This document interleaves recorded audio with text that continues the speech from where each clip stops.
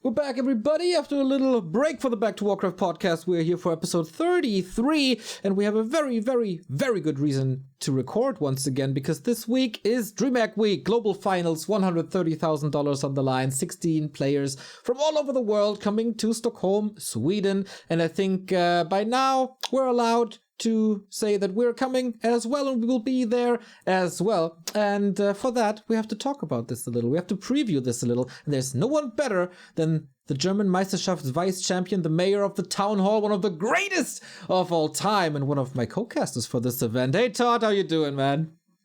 I'm doing great. I'm very excited for the tournament. You talked about the main points. It's like there's a lot of money on the line. Like all these players are going to be there offline, but it's also it feels more special than that because we haven't had proper offline events for so long. The last one was Anaheim. We were supposed to get a circuit. The pandemic took that away from us. And then now we actually have an offline event where a lot of players that were supposed to go went. Unfortunately, a couple of them couldn't make it. But if you look at the final list, it's still like an incredibly stacked tournament. And in my opinion, it's just going to feel so special. It's going to be a great celebration of the last 2 years and the circuit that we've had. And unfortunately, also its conclusion, but what a way to go out with a gigantic tournament like this with this much money on the line. It's going to be fireworks for sure. And you mentioned this already. I got a feeling that because we didn't have this for so long, this feels way more special than a WGL did in the past couple of years. This has almost World Cyber Games levels of hype. Would you agree with that? Yeah, I mean, the regions don't clash almost ever. Like, there's been a very few like fringe tournaments, WT champions, but there was like some mishaps in there as well. I don't remember. There were some players refusing to play. There were some forfeits. Whereas like now, I mean, I'm assuming there won't be any forfeit or anything like that. Like all the players that go there, it's gonna be like Hitman, Insub, and Kiwikaki repping NA against Europe's finest, against Korea's finest. Unfortunately, there is no Chinese players, but yeah, the list is insane. And yeah, it does feel super international and offline like a WCG would have, and has a lot of hype here because of this. It's going to be amazing. We can talk about the list of players and talk about who's there and why they're there and who's not there and why they're not there. I think that is the best start to this before we go into the groups and discuss possible future champions, as we have no Chinese players. That is, I think, the biggest downside of all of this. It's pretty much like when we started in Anaheim almost 1.5 years ago, or even longer than 1.5 years ago. Chinese are not coming. They would have been allowed to, but there's, I guess, several reasons, because the major one would be when they re-enter the country, they have to stay in a quarantine hotel for 2 to 5 weeks or something. So no 1-0, no colorful, no fortitude, no fly, no Chinese, no Lin. Yeah, the quarantine requirements are just absurd. Like it's really, really long to stay in a hotel, and it's not like stay in a hotel. It's not like you're at the Four Seasons with your computer and optical fiber, and then you're just grinding. No, like No. I'm pretty sure you can't choose the hotel. You can't have like your own PC and stuff there. If that was the case, I actually think like some of them might have done it. And when I say it's like insane or like ridiculous, by the way, I don't mean like like it shouldn't be like that necessarily. Like every country is free to handle the quarantine and stuff, like, and travel however they want. But I mean, like, for all of these guys, like, they have a family, like most of them are married and stuff. Like, can you imagine, like, you're just gone for this long? It just feels like forever, because the tournament is 1 week long. So that's 3 weeks gone from home, 2 of which you're probably like right there in the city where you live, and you can't even like see anybody. Yeah, it's kind of nuts. Like the Russians, though, that came to DreamHack, I think they had their own mini quarantine there as well, where they're supposed to not leave their room for like 3 days or something. And that's already something, like on paper, it sounds easy. Like, yes, we're gamers. Haha. Like, we don't leave home a lot. But yeah, if you try and stay in a room like all day, all the time, like it's not that easy. I would just die because I can't smoke, or I would smoke at the window and then get fined or whatever. But yeah, since like we know that Infi's wife is called the Tiger for various reasons, I guess I couldn't imagine if someone's asking her, hey, can I leave you for 3 weeks and leave you alone with a kid? No, Nope, rather not, probably not. So it's very much understandable. China has a very safe, or the safest approach to this.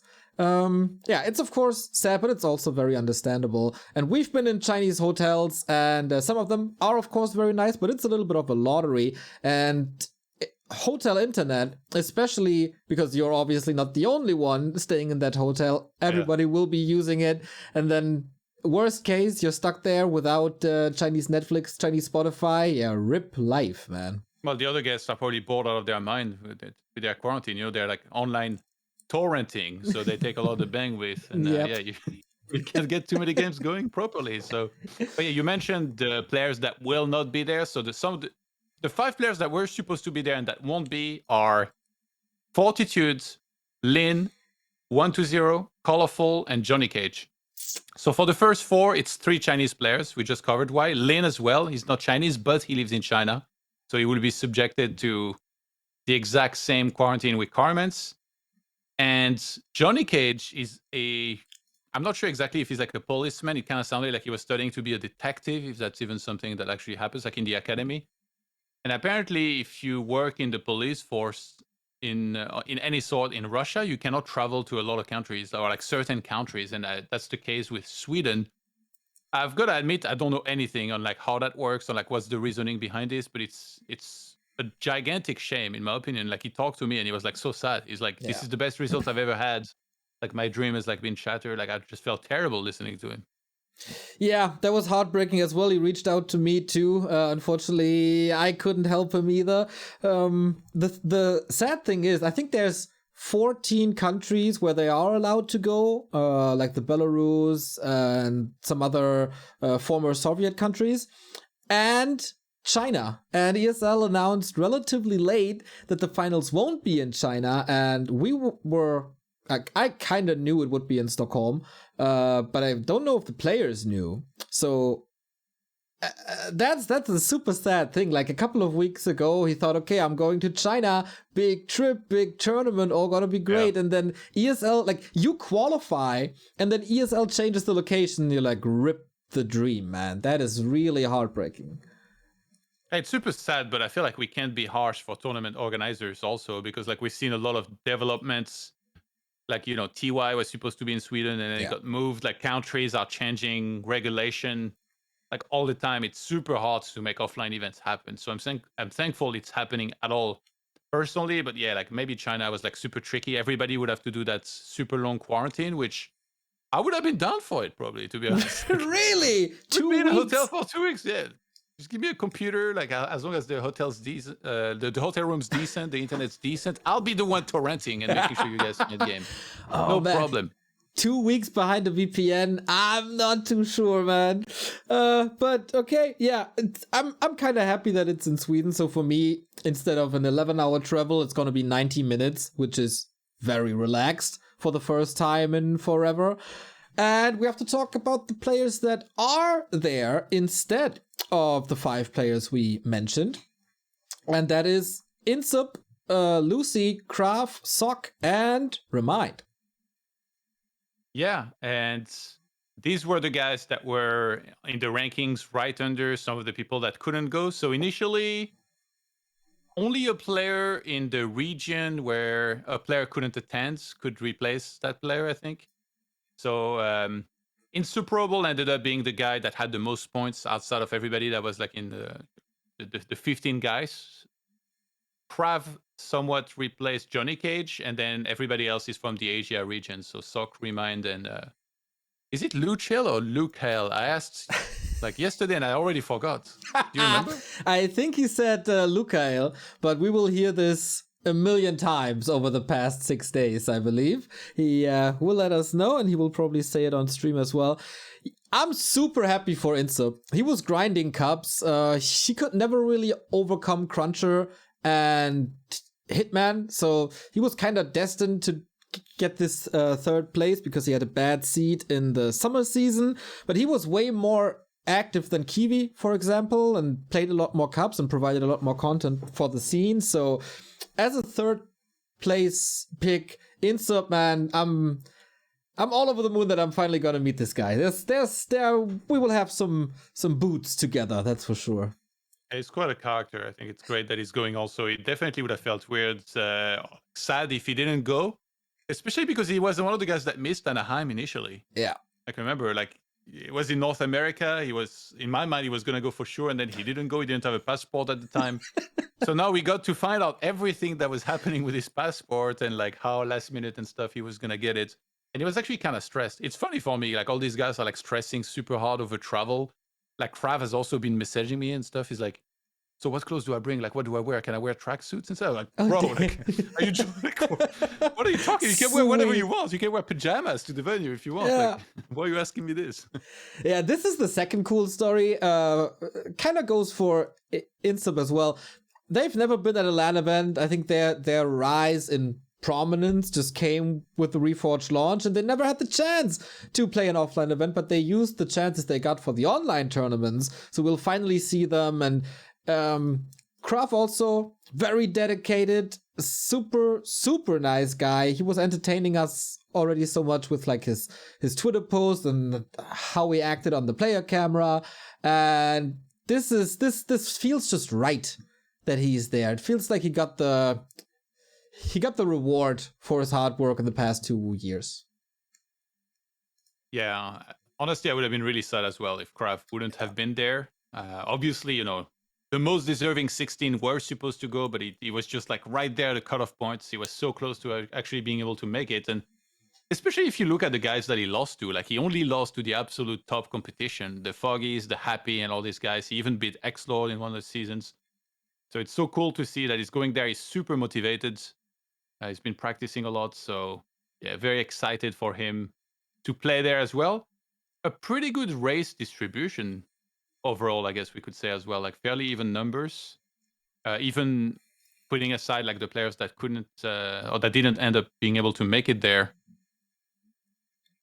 There is a certain undead overperformance, one might say, with 5 players, but we gotta say that 3 of the replacements are also undead, so that wasn't supposed to be that way, with one, of course, Scratch, that is 1-2-0.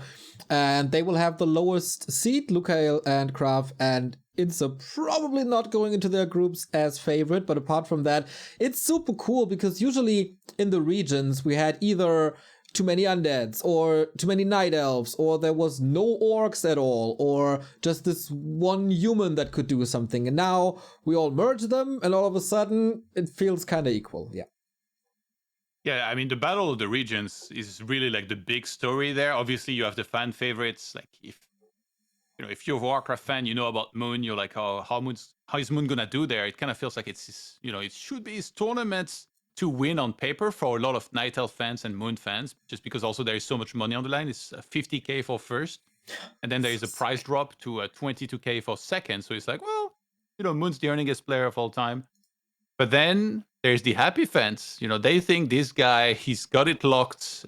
Mostly it should be orcs that will be a big danger to him. And I feel like on one hand, a lot of people have a point when they talk about all these things, but at the same time, there's also a lot of misconceptions because, in my opinion, Happy improved a lot against Orc, but it's still supposed to be a tricky matchup overall. So there's like all these question marks, and we don't really know what's going to happen. Like I always talk about Human against Undeads, and like, I take as an example Hawk's terrible record against Happy, and then people tell me, well, Hawk is way worse than Happy. Like he's way lower in the world rankings. And then all of these people brought up, well, how about if we had Chimico or Sok against Happy, then, on fair ping, then what would happen? We had a little bit of a preview tonight in the Open Cup. But to be honest, these games were really, really weird. I wonder actually, a big question for me is who's sandbagging? Who's not playing serious on ladder? Because I watched a lot of X-Lord's games against people on various streams recently, and he's only playing DK. And I feel like every time I watch X-Lord ladder, he's playing DK. And then I see him in tournament, he's only playing Crypt Lord. So this guy is like the king sandbagger. Also, Chemico tonight played the tank strategy against Happy on Tidehunters, and he played Mount Tanking second. If you do that strategy, you're supposed to go Panda second. So was he just doing that with Mount Tanking with in mind he was saving the real hero that he would do it with in the tournament? Or was he just doing a strategy he would never do anyway? We're going to get to find out about that. And those are like stories that personally make me very excited as like a hardcore fan. Oh yeah, for sure. Especially the Happy Kryptonite being Orc.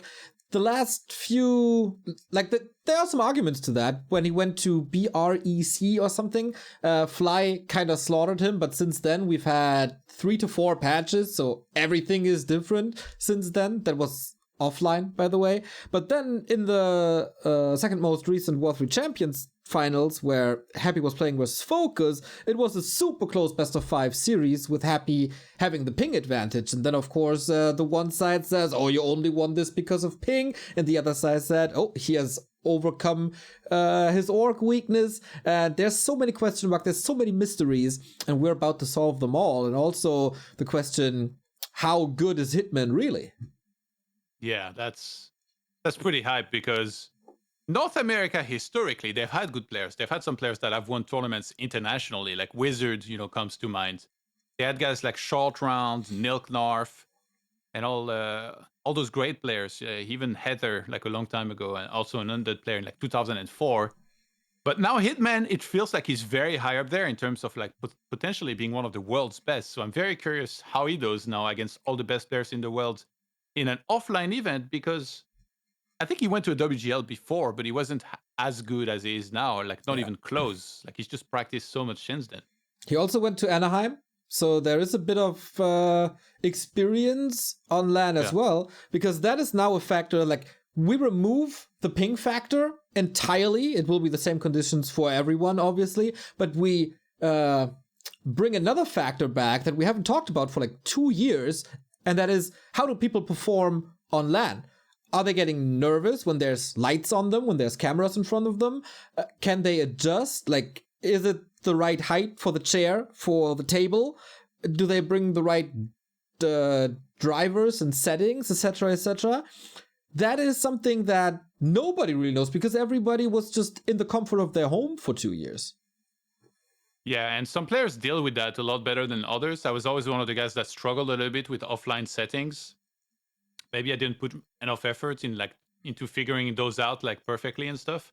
Usually warming up a good amount is very important. And right now, quite a few of the players have already arrived. They had to arrive earlier, and they've been in Sweden. They've been playing in their hotel room, doing like the mini quarantine and putting a lot of games in. So that, a hotel room is not built for gaming. Like the desk and chairs usually kind of garbage. I'm sure they were getting great PCs, at least from DreamHack, and the internet is also really good. But I met some of the players that are going to be playing there, and they were playing really well already, I can tell you that. Happy just won the ESL Open Cup against Chemico in the finals, who's also, they're staying in the same hotel, and they met in the finals, and they both, it seemed like, were playing up to their full potential. Maybe not quite yet, but they were playing pretty well, I thought, for sure. Yeah, it's kind of weird how the players are arriving. I think Lolite, Soin, Chemico, and Sock, they're there for a couple of days already. Happy and Hawk as well. I'm not too sure. I think they have to stay because the Russian vaccine is not an EU accepted vaccine or something, so they had to get in earlier. Yeah. For the others, I know that Lucy, Moon, Remind are on the way now. It is Monday night, basically. So I don't know why they left later. From the Americas, Insub started his flight like an hour ago from Hitman and Cruncher. We don't know anything. And I guess the rest will just trickle in and get used to the feeling. Could be an advantage, and especially if you're coming from another time zone, you have, as Happy Hawk and the Lawlight gang, a lot of time to adjust. Might be an advantage. Adjusting to jet lag is super important as well. And the new guys that haven't been to these events, maybe they're going to struggle a bit more. But Krav, he lives in the same time zone as Sweden. In sub, though, is going to have to be careful. Also, on this stream, he has a couple habits that sometimes make him play worse. So don't carry those over to Sweden, even if you want to take the edge off. You're going to have to be careful with that. Should we preview the groups? And yes. Who do we think is going to win? Let's go. Group A. Finally, group time. Foggy versus Krav and Focus versus Remind. It's always the top seed here at the top, that is Foggy, playing against the bottom seed, that is Krav, and then seed 2 versus 3. In this case, it's Focus versus Remind. This will be the start on Thursday, 1 p.m. Central European time. The starting times are all over the internet, on Reddit, on Warcraft3.info, and on Liquipedia. So if you're not in the European time zone, click on those links. So Foggy vs. Krav, pretty much a rematch from what we've seen in the online tournaments. And curious, like Foggy offline always brings his 5-star game. He is one of the players who really thrives in situations like this. And for Krav, that's for me a big question mark. Yeah. It's definitely a tough draw for Krav. First, I would like to talk about the times, by the way, because you mentioned CET. Mm-hmm. It starts at 1 p.m. CET, but if you guys are watching from the East Coast, that will be 7 a.m., so very early for you guys. But there is, I think it's 8 matches that we're showing in a row, and every match is like a 1 hour and 15 minutes bracket. So, for example, the last match of the day, on day 1, will be at 4 p.m. EST, which, if you're on the West Coast, you're 3 hours behind that. So then the first match will be at 4 a.m., and then the last match will be at 1 p.m. for you. So yeah, that gives you guys an idea on when to be ready to watch this. I think some people actually, I heard Toxie, made sure, for example, I mean, obviously he doesn't live in America, but he made sure he had these days ready to just fully watch the tournament and enjoy it. And I think a lot of people are going to want to do that. But yeah, that's East Coast is 6 hours behind and West Coast is 9 hours behind CET. So just so you guys know, and in Korea, that will be 8 hours ahead. In China, 7 hours ahead. Yeah. I can add a little bit to that. There's a time zone converter on all the pages that you usually get your infos from. And usually ESL and DreamHack were relatively slow uploading the VODs to YouTube. And I know, especially in the Warcraft scene, a lot of people watch via YouTube compared to other esports where Twitch is the main hub. But we're all older. We don't have too much time, people rely on YouTube. So plan is, at the moment, that we're able to upload the games on the Back2Warcraft channel, and that will be 24 hours after the game if everything goes right. So that is a solution that we can offer then for the YouTube audience. Are you going to be able to do spoiler-free, though? No, of course not. All right. If you don't want spoilers, then watch on Twitch. Sorry. Oh, I got this question so often, dude. It drives me nuts. Yeah, for sure. All right, go back to the group. Really tough draw for Krav, obviously. Like, I don't think he's ever won against Foggy. Yeah. So that's going to be difficult, but that's the beautiful part about this tournament is that he's had so much time. This is the most time he's ever had to prepare for this. And he has 2 elves in his group in particular, so practice hard for that matchup. Focus against Remind. I don't know what to think about this one, because Remind just keeps on surprising us. So maybe if he comes in really prepared, that might give him the edge. And then maybe a Foggy Remind match in the winner's match there. But yeah, I would say Foggy, obviously, clear favorite to take first place. Yeah. Like, he just won... what did he just win? Was it the WT Champions? WT Champions, yes. Yeah. Super convincingly, like, beating all the big dogs. He also made a semi-final at Next Winter, which was a tournament on Netty. So even with the ping weights on, he can perform. And he's not going to be influenced by the offline setting. Not at all. I think for some Warcraft historians, it's super cool to see Focus versus Remind once again, because in the Zotac Cup days, these guys were battling each other like 130 times. Every single Saturday was Focus versus Remind in the grand final. And now seeing this maybe one last time, it's kind of beautiful. Yeah. Remind going there as well is really cool for me because, like, I'm good friends with him, but the guy is just a legend. Like, he flies under the radar. If you think of Elf, you're thinking colorful, low light, moon, foggy, but Remind, trust me, is very high up there in terms of one of the guys that can do a lot of damage and that will be ready to deliver and surprise everybody. So pretty hyped to see him in action. And I think he has a real shot of making it out. I really think it's going to be Krav that's the big underdog there. And then between Focus and Remind to take the second place. Yeah, Focus is oftentimes the guy who underperforms at these offline tournaments. That was the case for a long time. Pretty much throughout his entire career. He never had this offline championship except with some teams he represented or in like Nation Wars or something. But yeah, did Focus evolve as a person that he can just shrug this off now? Or will he crumble once again? For some people, Focus is the big favorite. or one of the big favorites for this entire tournament. For others, he's a big candidate to be eliminated in the group. So really interesting to me. Yeah, it's hard to know what shape he's gonna show up in, but that's gonna be the question for everybody. But it still doesn't change, I think, the main prediction that most people would make, which is Foggy first, and then Focus and Remind fighting for second place. All right, let's go to Group B. Let's go! This is one of the hype groups, man. Hitman versus Lucy. I think we don't have to talk too much about it. This is unfortunately gonna be a Hitman, like, he will just stomp poor Lucy. If he's not, I don't know, finding a new god in himself or something. But Hitman, Axlord, and Chemico in one group, that's insane. Yeah. I asked Hitman actually about like what he thought about the group, and he told me, well, Lucal is a free win, basically. And then he said that against Axlord, he seemed pretty confident. I don't remember exactly what he said, but he seemed confident that he was going to do it.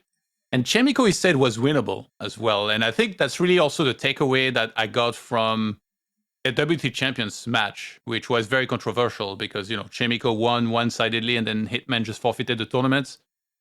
But the thing is, it was online and Hitman had just woken up. I think this guy is a fantastic player, but he's terrible at conditioning. And it's happened so many times. I heard that story as well in like the DreamHack Americas. He always wakes up last minute, like Carson's calling him. He doesn't even know that he has a match and stuff.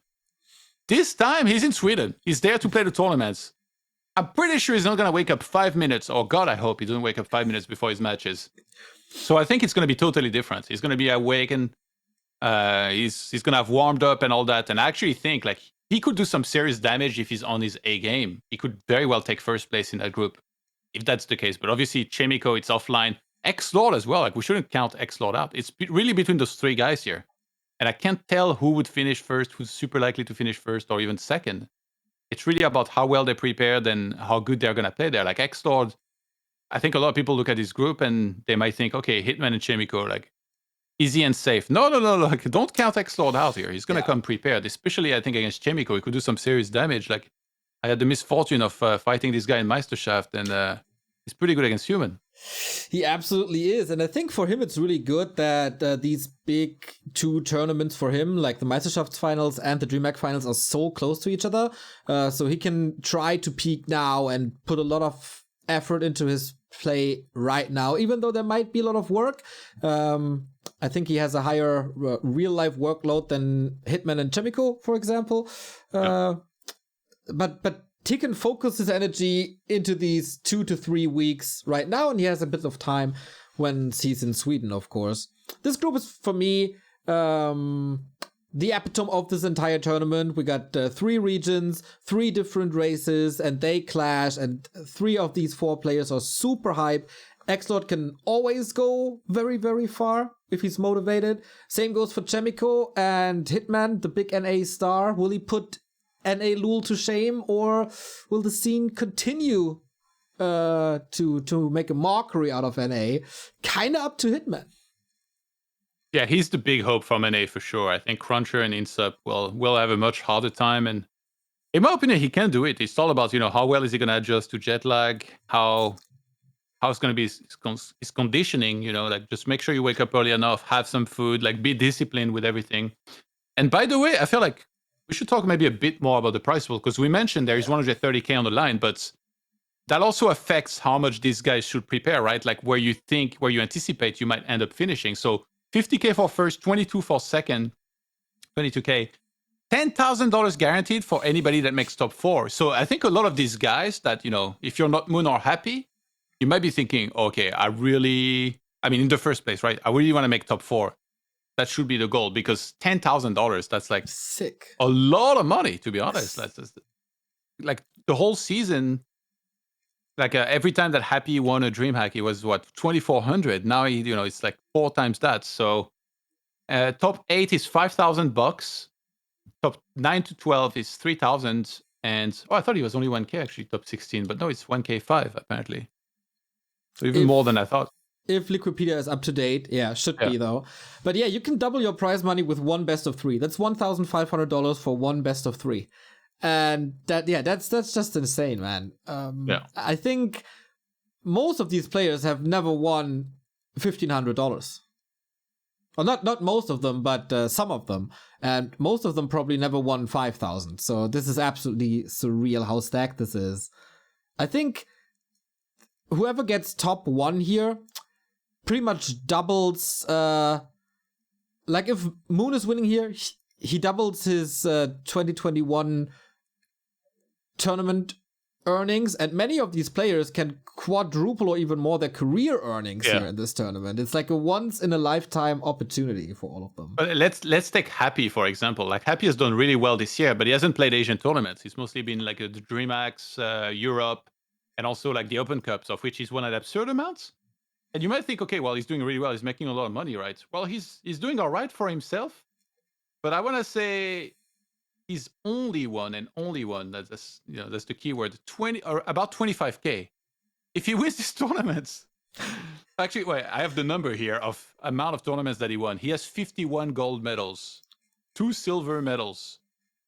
So he's literally finished on the podium in 53 tournaments, and he's made 25K. If he wins this, he wins double of what he's earned so far this year. That's just nuts to think about. It's super funny to see, by the way, that in earning, like in skill and how much they Happy has won. We have all seen the finals between Happy and Foggy, and Happy always wins. But if you look at their earnings, they're not even $1,000 apart, because Foggy is participating in absolutely freaking everything, and Happy doesn't. And so in the end, they come out with the same earnings. It's interesting in the Warcraft scene how that works. Yeah, the earnings are talked about a lot, and it's always something that's important. I feel like in StarCraft also, it's always like or can be the big story too. But yeah, Foggy is the one that's challenged himself a lot more, played on the Asian tournaments, accepted to play with lag at times, whereas Happy is been very reluctant to do that, and that also creates a mysterious part of him where, like, obviously how he's gonna play in most matchup, but I really feel like you don't really know what it's like to play against Happy up until you play against him on like low ping, which today it happened to Chemico, and I don't think he enjoyed it too much. No, that was a little brutal. If we continue to look at the groups here to preview them a bit, it could also be pretty brutal for Insub, because he's up against Moon, and that is never good. Yeah, Insub, like, he struggles against Human quite a bit, and that's one matchup that he talks about, but I also think that against Elf is a tricky matchup of his. And now he draws the GOAT in the first match. Yes. He gets another Elf in Lolite in the group, and then he has Hawk, which is also a matchup that he really dislikes. So, Insub, he's going to get the boots loaded up, probably ready before the match even begins. And I don't see him winning a single match here, but maybe he can win a map here and there, hopefully. Yeah, I hope so too. He was kind of cool about it when the groups were drawn, and he tweeted about it that it feels so real. That when he started watching competitive Warcraft, it was of course Moon dominating it all like 13, 14 years ago, and here he is a couple of years later, and he draws him first round. Like that's a surreal experience, and I hope he can get a few of his patented surrounds in, just some flashy moments that we all know from his stream and from some tournaments. And Insub has evolved as a player a lot.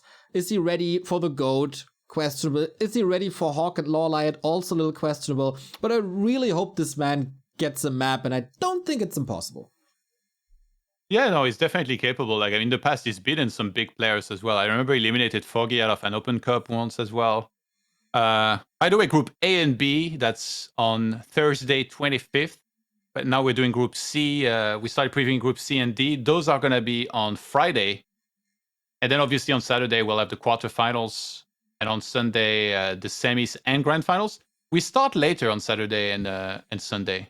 Yes, on Saturday, it's going to be 3:30 p.m. CET, which is 9:30 a.m. EST. And same time on the Sunday. So it starts later. So the Ameri bros, and we know there's a lot of Americans that love to follow Warcraft 3. Big shout out to them. Will be able to better watch this at more, I guess, easier hours. And imagine if Hitman makes it far. That's going to be pretty cool as well for these guys to be able to follow that. But yeah, like this group, Insub, big underdog. I think Moon favorites to make first, most likely. Mm-hmm. And Hawk and Lolite maybe battled for second. And that's also a very intriguing matchup here, where they meet first. And they've got a bit of history against one another. It's so epic, man. Just this one series alone in the most recent War 3 Champions finals, where it was, like Carson said, I've never casted a match like this. It was so awesome. It was probably the best match I ever casted.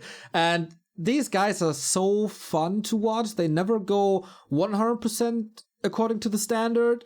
They all have their almost like a own idea about matchups. I know that Lawlight absolutely hates the human matchup. I'm not too sure if it's the same for Hawk. But yeah, it will be a lot about items between the players, at least in the post-game talk. Yeah, Lawlight says that though, but then he obliterates a lot of humans. Yeah, as well. I think he's really good in the matchup. Like he's beaten Sok and Chemico so many times. He's dropped a couple series in there. Kind of weird. He had a show match recently against TH, who's like retired, and he actually lost. Wow. To retire TH. So it's really, really weird. Like you have to wonder exactly like how hard was he trying? Was he hiding any sort of strategies? But Lawlight is one of those guys that practices really well. I remember when Infi won WGL and he had practice with Lawlight beforehand, they both, in my opinion, were the two best players in the world in that matchup. Yeah. So now maybe it's more of the same. I mean, obviously he probably didn't play with Infi, but I think he practices hard with Chemico and Sok. Which is weird because like this is the hardest humans technically for him to play against, but maybe it ensures that he's going to be able to do well against Hawk in doing that. Yeah, Lawlight is playing a lot of custom games always before big tournaments. He's also one of these guys where I think, can he bring it finally? Can he bring it to the table? He was so close many times with like semi-final runs, but he was once at the WCA Grand Final, which he lost against Lin. But I remember last time the regional finals where we said, okay, Lawlight, this is his moment. He looks like the best Night Elf or maybe even best player in the world next to Happy. And then he crumbled and got pretty much destroyed in the group stage. And that was from home. So I'm a little worried, even though my heart is probably right next to Lawlight's name. Like, I want this guy to win. Him or Foggy would, for me, be the best story to just have this anime hero arc completed with a big victory in the end. Yeah, I think, like, sometimes you never really know what happens. You just see the performance of a player. You're like, was he ill? Did he sleep poorly or something? I think burnout can come into play. Yeah. Hopefully, all of these guys will have done, the preparations for to be mentally strong, and they all show up on their strongest here. And then we don't really see anything like that, any underperformance from anybody. And I think I would say Moon favorite for this group, and then Lowlight most likely to take second unless Hawk can do something about it. And Insup, well, I'll see you in the lobby to hang out. Back to the lobby. Back to the hotel lobby, baby. So in all the other groups, I have a pretty decent idea of what to expect. Group D, no clue. Happy versus Sock, Cruncher versus Soin. Okay. Happy's gonna obliterate Sock. Soin's gonna obliterate Cruncher. Happy should beat Soin, I think.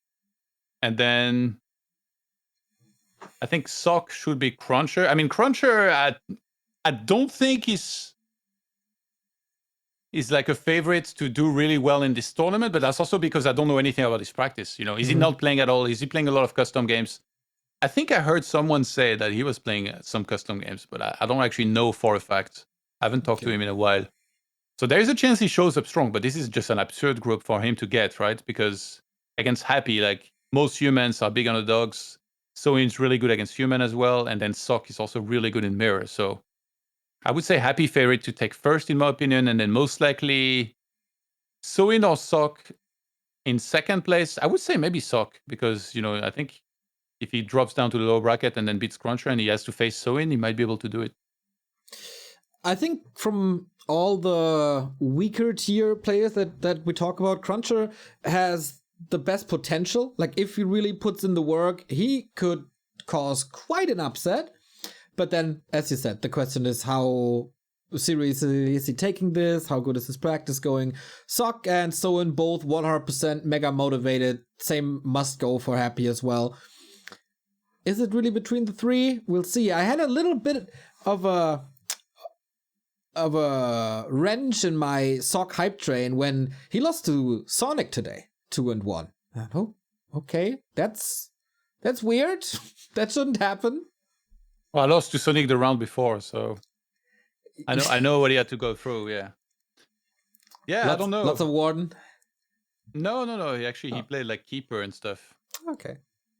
Yeah, I'm not sure exactly what's up with Sock. He's been playing a lot of 4v4 actually.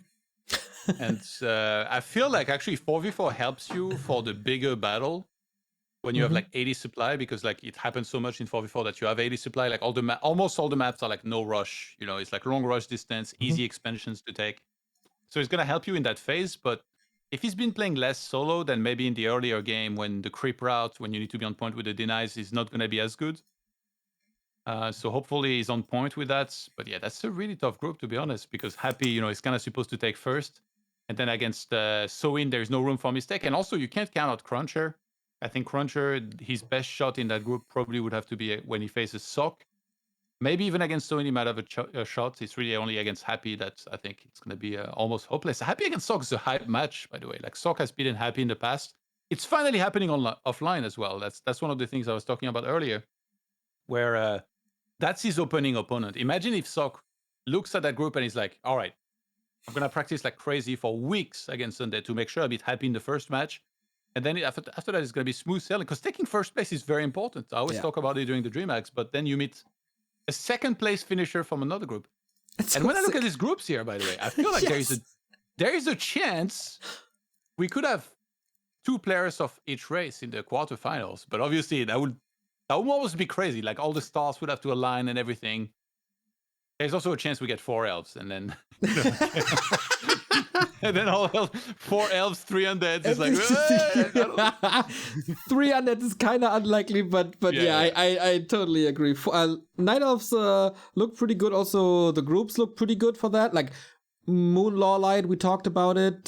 Slightly favored in their groups. Foggy, definitely the favorite in their group. Remind can cause some trouble there. I agree. I totally agree with you. What about Soin versus Happy if that happens? I heard that on Ladder, Happy has quite some issues with Soin. Yeah. I'm not sure. I don't really follow his stream too much, or like those games. I just know he leaves when it's the server he doesn't like, and usually he plays on low ping. So that means he loses a fair amount on lower ping for him, which is maybe a little bit worrying. But usually, you know, I mean, I've beaten Happy like a few times recently. I think I won 3 maps this year, which before that I hadn't won a map for like 3 years. And I haven't even played Happy that much this year. In tournaments, though, I'm happy if I kill a single Finn. So ladder results, like, yes, you know, like they can give you sometimes a hint of how things might go down, but I wouldn't read into it too much. I think there is a chance that Happy just shows up and absolutely massacres Soin. It makes him reconsider even playing this game.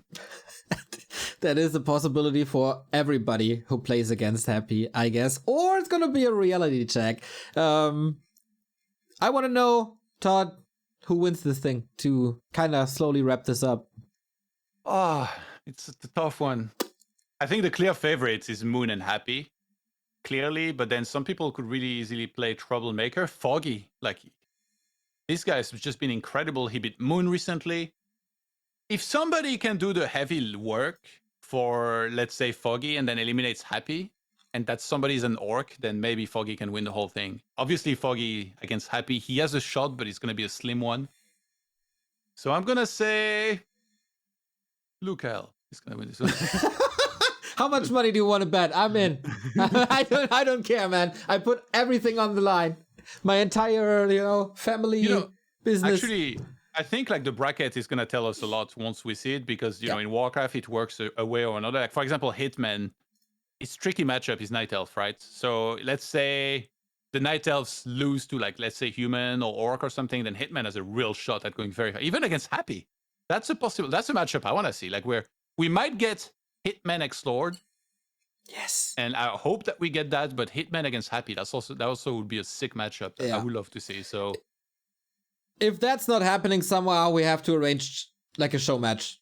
Yeah. What's the right answer to who's going to win is I don't care. The viewers are going to win. I don't care which player wins, because the viewers are going to win. It's offline action between all of these like amazing players from each region. We never would see that like being even remotely close to fair, in my opinion, online, because yes, the host bots are great and they reduce, like they make it fairer than if we would play on BNet, but it's still always tilted one way or another. It's very rare that you have a close matchup ping-wise. Like, for example, one of the closest ones would be me against Hitman, where we play on East. And I have like 100 ping and he has 80, but it's still 20 ping difference. That means that if I want to buy the Troll Priest or the Berserker and I hold on the button and he does as well, he will get it every single time. And that in itself, is like not super fair. So obviously it's like a isolated thing. But now they're going to have the same ping. Yep. It's finally happening. That's so sick, I think. What do you think? I just want one of the guys to succeed that I've seen rise across the scene in the past 8 years, and that would be Foggy or Lawlight.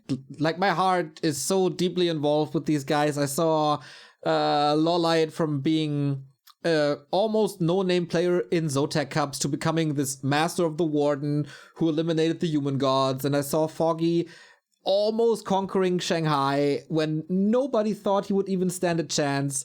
And that is for me the storyline. Like, I'm not the biggest Night Elf fan per se, like race-wise, but these two guys are so hardworking, so easy to work with, so likable, always willing to go the extra mile. In like Foggy's case, always willing to do an interview. Lawlight, not 100%, but if he shows up, he's always super funny and trolling a bit, and that would be my number one story. Yeah, Chemical would go into that rank as well. Not as funny as a Lawlight, but his rise was immense. Like, at some point during the Zotac Cups, he was almost a laughingstock. Like, people were happy when they got Chemical in the first round, and now he's the best human in the world for me, unarguably as well, for me at least. And that's just super cool. One of these three would make me very, very happy. And yeah, I'll just let my heart speak here. Yeah. You know how, like, in the Back2Warcraft chat, when a player wins, his race was always Imba and stuff in that game? Yeah. I feel like we're going to have the same scenario here with whichever player wins. If Happy wins, all the Happy fans and Europeans are going to be like, I told you, like, he was never going to lose this. Even though it's very clear, like, when you look at a tournament like this, it's like if you play 10 times, we might have quite a few different winners here and there. Obviously, the most likely ones, in my opinion, Moon and Happy would be very high up there to be repeat winners. And it would be the same thing with Moon. Imagine if Hitman wins the whole thing. Oh my God. Dude, oh no, we can't. Ooh. We would have to, like, separate North America from the internet so we never hear that bragging in Twitch chat. I would just ban all of Americas from Back2Warcraft Twitch chat and Discord. But no, of course, good luck and all. I guess, yeah, that's kind of the preview, right? I think we covered basically everything. What about everything. The casters? I don't know who's casting. You know. Yeah, I think we can tell it now. It is gonna be the usual suspects, which is kind of cool. Of course, we're gonna have the ToD here as one of the greatest players and broadcasters that this game has ever seen. Remo and I will be there as well, and I am super happy that we get Carson on the desk and the casting booth as well. Yeah, I think, like, for me, this is like, I want to say it's going to sound arrogant maybe, but this is the dream team. I mean, in that, I really enjoy working with you guys, and I think, like, you guys are just the best to, like, cover those games with in terms of, like, this type of tournaments. And yeah, I'm so happy that we have Carson because he's just an amazing cast. Like, the first time that we did the DreamHack regional, actually, I was like, this guy is just amazing. That's the first time he does a tournament this big. And immediately I even backed him. I don't know if you remember, to do the finals, even though it's very rare for, like, newer casters to, like, do a finals. I was just like, let him do the finals. He's just doing amazing. So I'm looking forward to casting with him offline. Great guy to hang out with as well. And for the host, it was supposed to be Kyle Harris, but he's busy doing all the esports in the world in his command center in Poland. Every single game that there is to cover, this guy is on it. So unfortunately, he was busy. And I suggested a Dutchman called Rotterdam. And he's going to be going there to host the desk. And I think that's going to be super hyped to have an old schooler with Roddy. Like, he's always full of jokes. He knows the game really well. Maybe not the game of today as much, but like, he has plenty of stories. And I think it's going to be a blast to get to hang out with him and have him host the desk. So really looking forward to that. Just his smile alone makes it worse, the casting fee that he's getting. Like the vibes, he's spreading. He's always in a good mood. He was always in touch with the scene as well. I mean, we were together in China in 2019, and Roddy was super interested in how things are going. And I think we're gonna hear about CORSAIR quite a few times. It's so funny that it was his strategy back in the day. He was going grunt shaman and like playing aggressive. Obviously now we see a lot more headhunters, but he's gonna see that. He's gonna get a real throwback. Maybe that's gonna encourage him to play some more here and there. Yeah, I think he's the perfect guy. As much as I love Kailaris, but Roddy is just way more rooted in this game, and that is for me the very, very perfect pick. Just genuinely awesome, and he never really lost touch, and also he was really invested when we ran this hot cancer fundraiser thing. So Roddy was always there when we needed him, and he's gonna be the best host that one can be. It's amazing. It's a really cool lineup. It's gonna be sick. I like to give him a hard time because we're good friends and I know him for a long time, but he was actually a pretty good Warcraft 3 player. He won the Euro Cup where he beat Grubby in the finals. Who can say that? I can't. I never beat Grubby in the finals of a Euro Cup or like in the finals of really many tournaments. So that guy was legit, and I think he's got legit passion for video games. Obviously he's doing StarCraft year round, but now the fact that he's available and able to go there, I think is going to be super hype. So great lineup. We got also a pretty good observer, Niall, who does StarCraft usually, and I'm not worried at all about the observing. It's something that I wouldn't think about. And sometimes, that's come to bite me. Like, for example, WCG, where that observer was the worst ever. But now I actually know we got discovered with this guy. He's going to be great. Okay, I was casting this Happy vs. Chemico series with tanks all over the map. And I thought, okay, good luck, observer guy. You've probably never played this game. And stuff is happening everywhere. But if he's experienced from StarCraft with that, even better. I think it's a cool lineup. We will be in the studio, which looks amazing. We saw it on some StarCraft broadcasts. And hopefully the production did some cool stuff. They do a media day, so there's probably going to be some nice interviews. We got a pretty famous translator lady working for the Koreans. So Hajin Sun. Yes. She did StarCraft quite a few events before, including Nation Wars. She even hosted the desk there for some time. And these days she was staying in Korea. I think working with SKT, I believe. But she's great at translating, and she will prepare. I've already been talking with her. She speaks French. She lives in France for some time. She speaks everything. She's awesome. I think she's going to do great. Wonderful. Then that leaves nothing to be desired. The stream will be, of course, on Twitch, twitch.tv/ESL_WC3. VODs, hopefully on the Back2Warcraft channel 24 hours after the live broadcast. If not, the VOD channel is ESL Archives, and we have no idea when they're going to be online, but Twitch VODs are always your friend. Just like ToD. ToD is also always my friend. As long as I'm not talking about balance, everything is fine. Oh, we have to talk about... Or if you beat me. Or if there's like a timer that starts for 5 minutes. Don't talk. We have to talk about Five Guys, but maybe after the offline event. Thanks so much, man, for joining. Mayor of the Town Hall, once again, guest here on the Back2Warcraft podcast. We see each other either tomorrow at this very time, like past midnight, or Wednesday. Yeah, let's do it. See you then. See ya!